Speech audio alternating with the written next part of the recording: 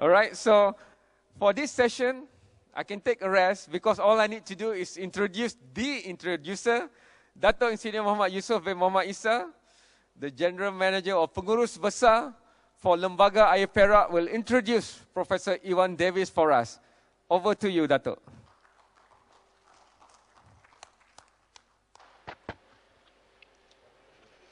Thank you very much, Mr. Kamrul Barin. Good afternoon, ladies and gentlemen. Thank you for being here for this last session of the day. Today, we are pleased to welcome Professor Iwan Davies, a very special guest speaker from the University of Swansea, United Kingdom. Professor Davies holds the Hodge Chair in Law at the University and is currently Senior Pro Vice Chancellor. Professor Davies is a leading authority on international commercial law with particular reference to asset finance, IP, and personal property law. He was Research Director of the Center for Commercial Law Studies, and was called to the bar as a distinguished academic scholar. Professor Davies is the Senior Pro Vice Chancellor leading on the university's internationalization strategy and also on the development and delivery of Swansea University's new £450 million Science and Innovation Campus, which includes academic strategy and planning considerations involving external partnerships within the UK and also overseas. He is responsible for the centenary preparations for the university in 2020 and provides leadership in the development of the cultural arts program for the university at the university's Taliesin Theatre and its new world-class Great Hall concert venue. He has oversight of chaplaincy and multi-faith activities. He is adjunct professor of international law at the World Maritime University, Malmö, Sweden, and also Beijing University of Science and Technology. He is chair of the UK Finance and Leasing Association Business Code of Practice Monitoring Group and is a governor of the UK Leasing Foundation. And today he'll be sharing with us his expert opinion on learning society, universities and promotion underpinning sustainable economies. With that, I ask that you give your full attention to Professor Davies and help me in welcoming him to the stage. Professor Davies.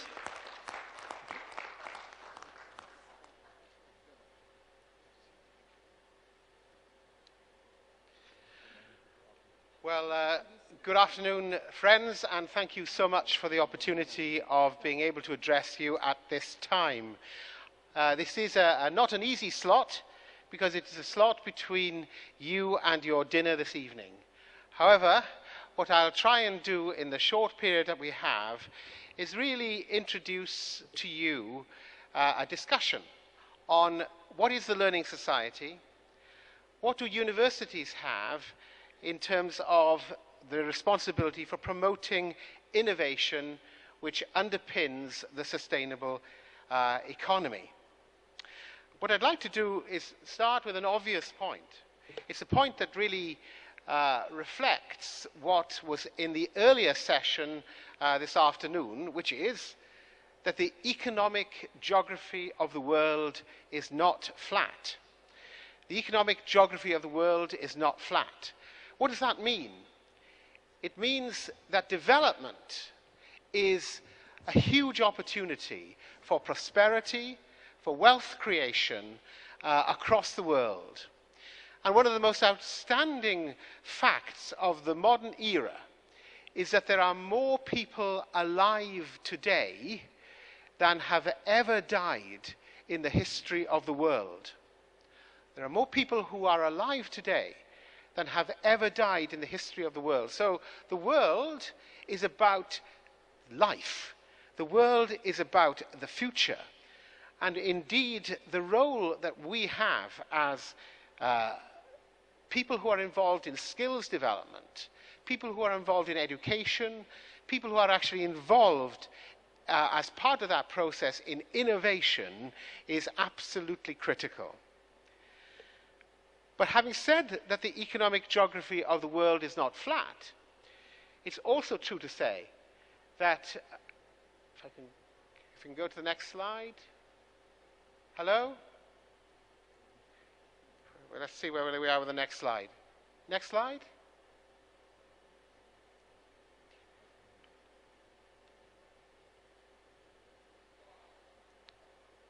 Yep. There we go. Having said that the economic geography of the world is not flat, then we're in a situation where there are centers of excellence to be found all over the world. One of the characteristics of centers for excellence is, as what was described a little earlier, how do you create innovation hotspots? How do you create innovation hotspots? And there are 450 innovation hotspots all over the world. And one of the characteristics of such innovation hotspots is, in fact, the location of a world-leading research-led university. And actually, that is not surprising, because in terms of driving the knowledge economy, there is plenty of evidence that firms will seek proximity to world-rated university departments. And those who do are 6 times more likely to produce innovative products and 5 times more likely to produce innovative processes. So there is, I would suggest, a correlation between innovation, centers of innovation, regions of innovation, and the proximity of world-leading research and supported universities and departments. And actually, if you look at the recession, we are in a period of austerity. And what the recession has done, not simply in terms of developing and developed countries, it's widened the gap between cities who are successful and cities who are not because of weak economies. One of the learnings this morning is that in 2008, we were told that there are more people now who live in cities in the world than who are involved in rural centers. So what the period of austerity has done is widen the gap between successful cities and those with weak economies. And what is also clear is that growth over the next 10 years will be driven by knowledge-based industries demanding higher level skills in world terms. We heard just before this session this afternoon about Nobel Prize winners. We heard that the categories of Nobel Prize laureates now is that it is unusual to see one individual winning a Nobel Prize in science.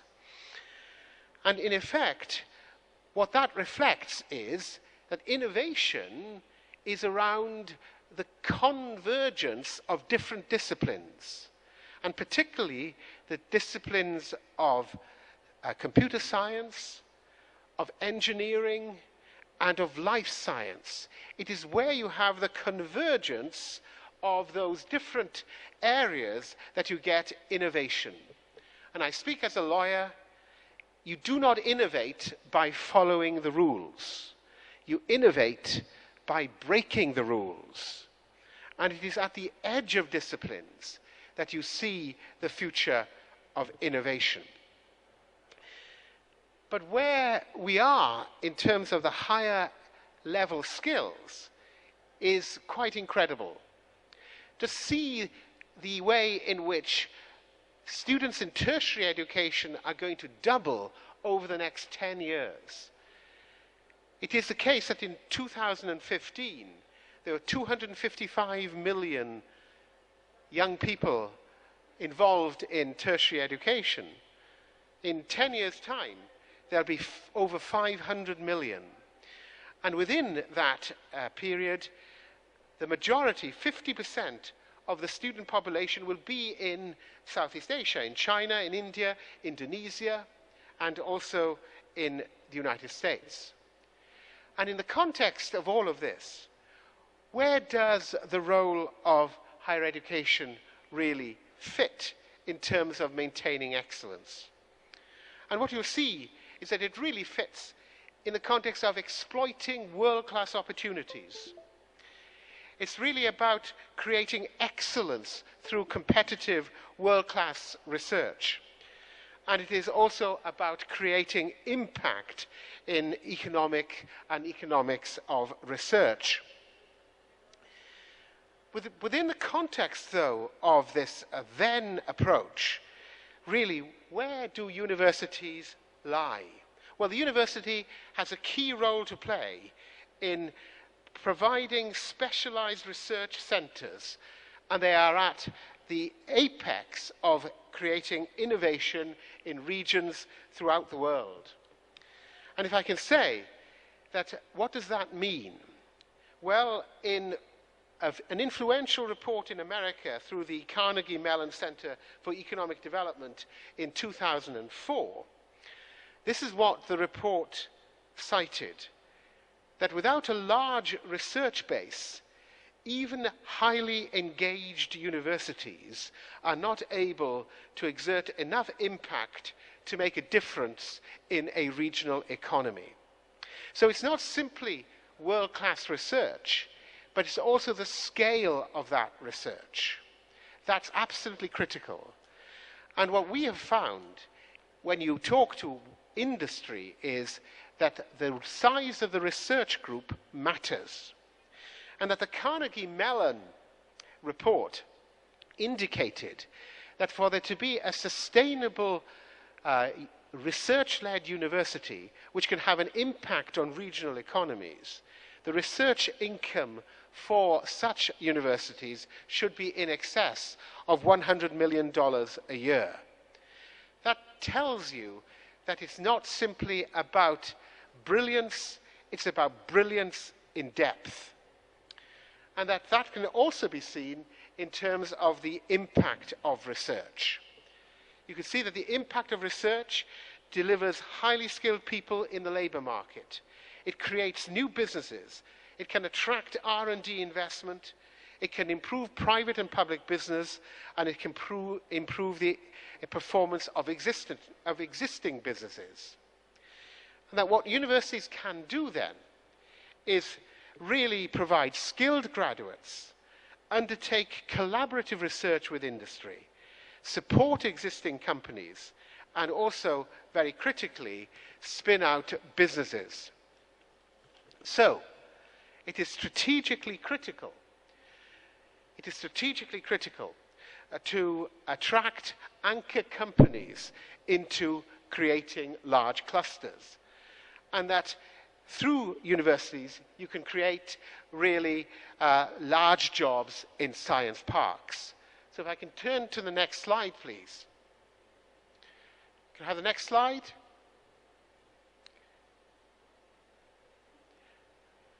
If I can move on then without the next slide. Next slide.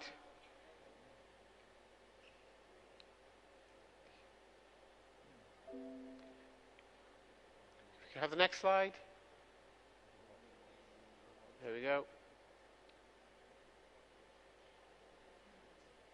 But if I can speak about really the next slide. If you look at the paradigm of traditional universities in the 20th century, here you have it. You see world-class research, and you have research and also learning and teaching.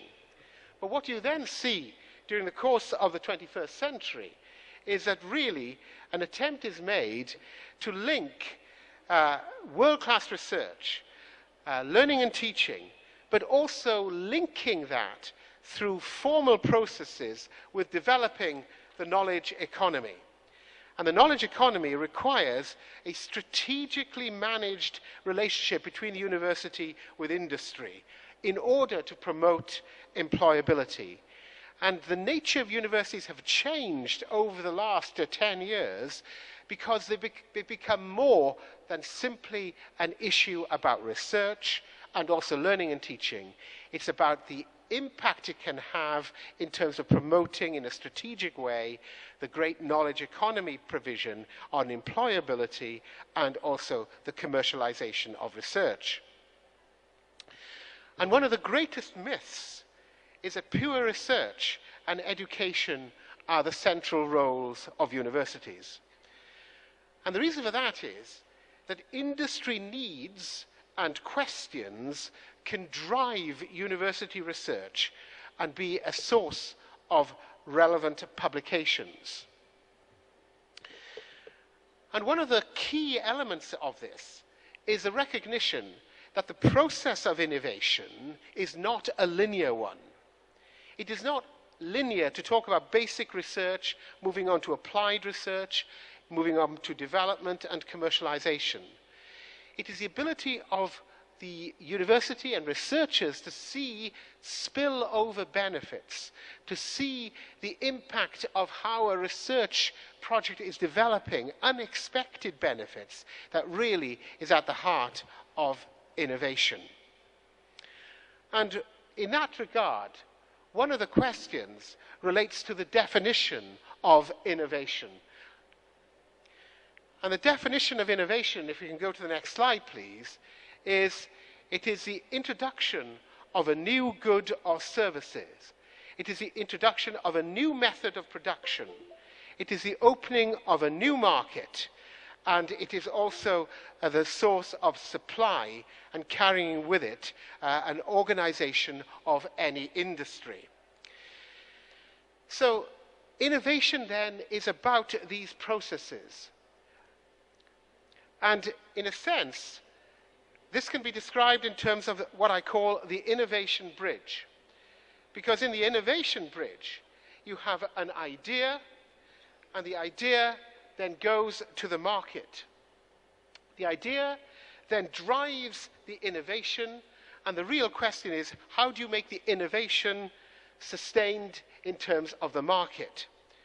So, what does the innovation generate? It generates products, and of course, it is also concerned with people. And as part of the people, there is research and development. There is then, as well as research and development, you then deal with issues of intellectual property. And from intellectual property, you can talk about gearing, you can talk about culture, you can talk about education and training, and all of these elements really get you to an innovation and sustainable area. So, what you've found then with the innovation bridge is really a failure of the way in which innovation has been organized within the university mechanism. And if we can go to the next few slides, please.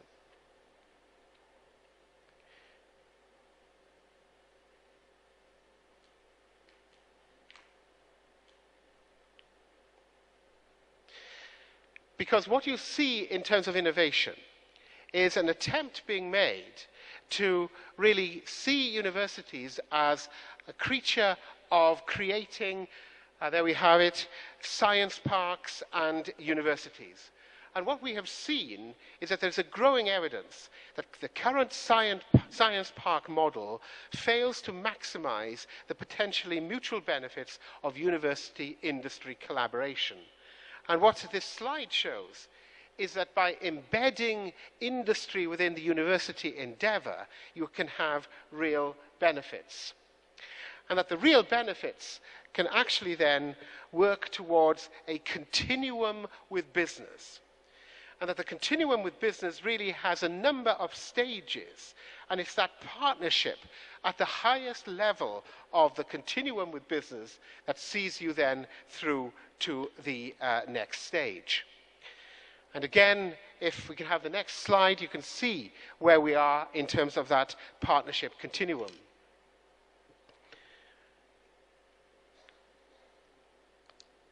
What you'll see in the partnership continuum is really a drive upwards in the value chain.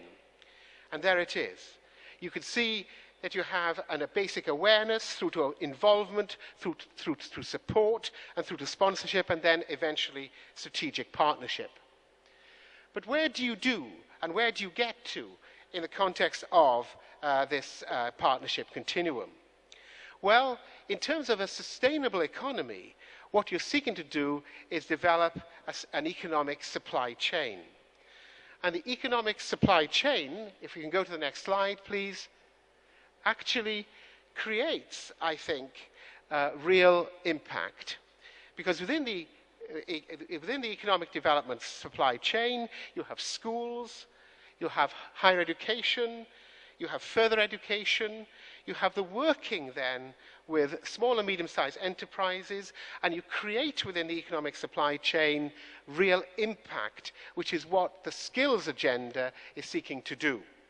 And there you have what I refer to as the academic industry model, where you have academia and industry really embedded together, both in terms of knowledge generation, knowledge transfer, knowledge creation, and a sustainable real economy.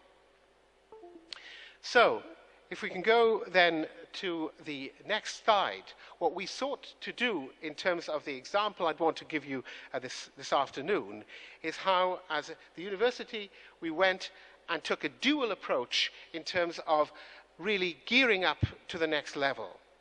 And as part of that, the university has recently opened a new campus, which is a Bay campus, which is one of the largest knowledge economy projects in Europe, really to try and put into effect the dual campus, the integrated university-industry relationship. And in September 2015, what you see is the creation of a new campus here on the bay in Swansea Bay. And the new campus really was a campus developed with the help of BP. It was a redundant BP oil site, and working with BP and with world-class architects, you can see that in September 2015, as in that slide, you can see the creation of really a new campus as part of that process. And if I can go to the next slide, here you see the creation of an engineering quarter. An engineering quarter which has significant focus on advanced manufacturing, advanced engineering, nanotechnology, because all of the research shows that with low carbon and the new knowledge economy areas, you can get real growth in the economy. But we did more than that. As the next slide shows, we changed indeed the nature of the structure of the way in which we organized our academic enterprise. So we created then within the engineering quarter new innovative manufacturing systems. So for example, a new system of creating photovoltaics, a new way in which, as part of this process, one's created world-class facilities by working very closely with industry. So, for example, in this Institute of Structural Materials, there is a new way of working with Rolls-Royce. In the context of the photovoltaics, a new way of working with Tata Steel. And then, in the context of creating world-class facilities, one has created new major scientific facilities on the new Bay campus. How was this created, this £450 million development? It was created through the use of grant funding, but also through a significant investment by the university through a huge loan with the European Investment Bank. And the European Investment Bank is one of the largest development banks in the world. And as part of the European Investment Bank, the university was able to draw down nearly 100 million UK pounds as a flexible loan over a 25-year period. And as part of that process, was able to access long-term funding and also low rates of interest. The key point of that was as well that as part of this, there were significant wider benefits which could be paid for through using funding facilities. But In terms of the way in which the campus, which was developed over a 26-month construction period, I'm pleased to say that it's created £3 billion worth of impact. It has created already, in terms of the construction work, 6,887 people in work. As part of that process, through getting the procurement process right, it was possible also to create a system where most of the jobs were created within the region and 70% of the opportunities were given to local firms. But if I can, in conclusion, talk about the impact of working in a high-skills environment. Through working in a high-skilled environment, one was able really to promote advanced engineering, a digital economy, life sciences, and low carbon to create future sustainable jobs through linking with SMEs, through driving up the skills agenda, through ensuring that there were spillover benefits in terms of the current supply chain within the region, and also, of course, through the retention of graduates within the region. But can I then, in real conclusion, talk about how this responds to the future? And in terms of responding to the future, what I can say to you is, as was said earlier on this afternoon, one has to be high-tech, but also high-touch. Location does matter. And that when we look to the skills of the future, it is necessary to learn how to learn. And that means to learn to do, to learn to be, and to learn to become. And as we're looking really at the difference in terms of creation of knowledge and also skills relating to knowledge, one has to prepare for proximity to disruptive technologies. And as part of that, networks of research and trust amongst researchers is absolutely critical for critical mass. And can I then, in conclusion, really sum up in this way, that when you look to create a learning society, you have to also be a learning economy. And that learning economies can also create sustainable environments. And as part of that process, it's not only essential, but also, I would say to you, very important, that you build up the learning and skills ecosystem within the region, from schools right through to further education, tertiary education, and universities. And that when you create innovation hotspots, it is important that you have very sustained world-class research, because at the end of the day, when the grant monies run out in terms of bringing companies to a region, it is the sustainability of research and knowledge-based industries working with world-class research that actually sustains and anchors companies within regions. And what the Swansea story has shown in terms of the creation of the new campus is that we have been able to bring anchor companies, global companies, who will work and are working with world-class engineers, life scientists, particularly Rolls-Royce, BP, Shell, IBM, Hewlett-Packard, Tata Steel, BAE Systems, and also Airbus as really part of this process. And we're very glad to see also that Lockheed Martin have also joined in terms of working with the university. So it's through processes such as collaboration and cooperation that you really create viable, sustainable, knowledge-led, and also really deep-rooted innovation within regions. But as I said at the beginning, innovation is not an event, it is a process. It is something which you stimulate, and it's something which you sustain over a period of time. Thank you so much for being patient with me this afternoon.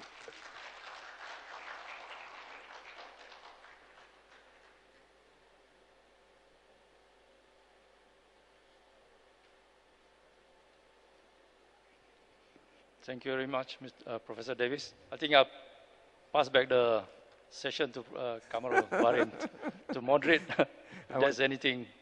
But that question answers. It's relevant to what you do also, right, in Perak? Yeah. Innovation, research, universities. The first time the water crisis in Klang Valley cropped up, the first people and institution I called, they were not the people managing water. I called the university. That's how much my channel paid into what has been presented by Professor Iwan Davies. It's a very, very thoughtful and very strategic approach to solving the issue of how do you put higher institution of learning central to sustainable development. Prof Iwan Davies has given us a way, a chosen path for them. And I think it's very, very creative and innovative indeed. And simple words were put in: to do, to be, to become. And that's exactly what Malaysia wants to be also. We want to be a highly developed nation, but we want to do it in our own way. We want to do it sustainably. So all this might be a way for us to achieve it.